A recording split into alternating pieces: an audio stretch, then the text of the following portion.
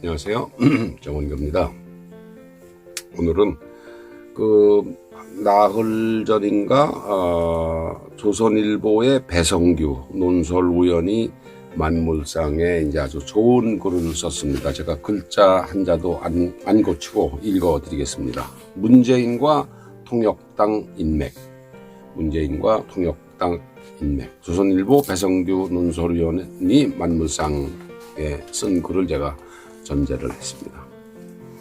1968년 8월 20일 제주 앞바다에 북한 공작선이 출현했다. 북한 노동당의 남한 지하조직인 통일혁명당의 당수 김종태, 이문규 등을 태우고 가려는 것이었다. 우리 군과 교전 중에 북한 공작원 12명이 사살됐다. 일명 통역당 사건으로 김종태를 비롯한 주범 5명이 사형을 선고받고 158명이 검거됐다.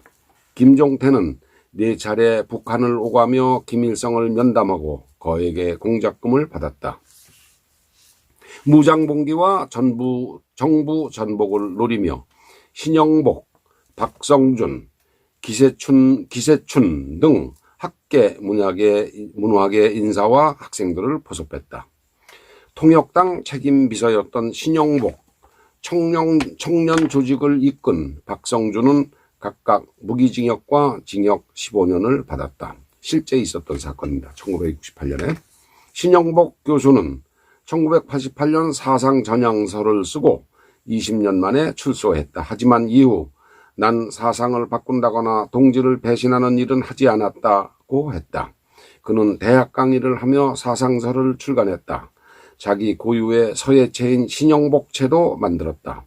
좌파에선 그를 진정한 인문학자라고 칭송했지만 주체사상 신봉자라고 보는 사람도 많다.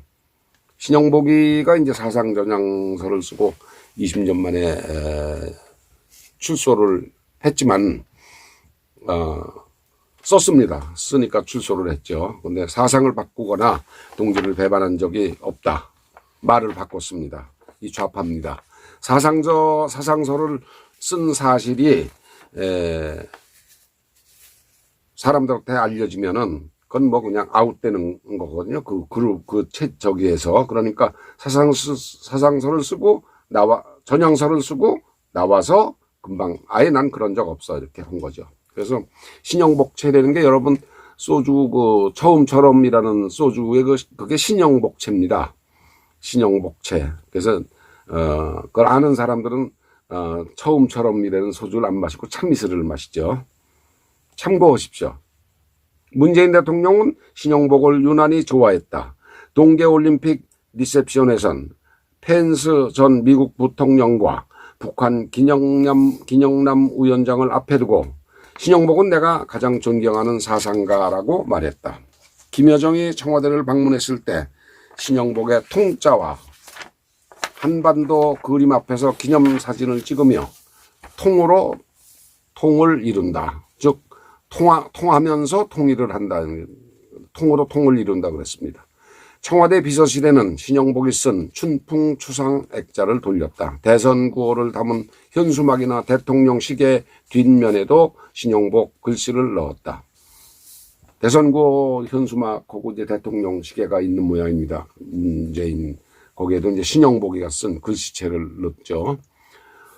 한명숙 전 총리의 남편인 박성준 전 교수는 신영복의 학교 후배로 함께 복역했다. 한명숙 전 총리는 통역당 사건 때 박성준의 포섭 대상자로 나온다.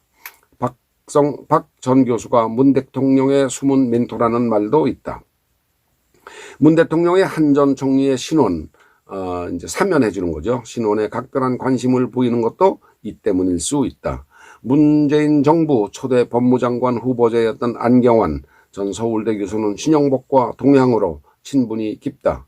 청와대 대변인을 지낸 고민정은 2016년 신영복 연결식에서 문 대통령을 처음 만났다고 한다. 그 통역당 인맥이 다시 화제가 되는 건 김호란 청와대 방역기획관 때문이다. 김호란 씨의 아버지가 통역당 사건으로 복역했던 기세춘 씨다. 조선 성리학자 기대승의 후손이라고 한다. 그는 1977년 북한 주체 사상과 동양 철학에 대한 주체 철학 노트라는 책도 냈다. 백신 급하지 않다던 기씨가 발탁된 이유가 뭘까? 이 정부 곳곳에 통역당 인맥의 흔적이 유난히 짙다. 북한에서는 아직도 이제 김일성의 빨치산 투쟁을 가르치고 있습니다.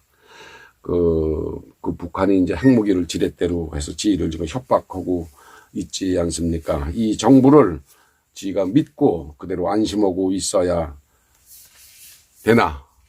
제가 그래서 이 조선일보 배성규 논설위원이 쓴 글을 읽어드렸습니다. 감사합니다.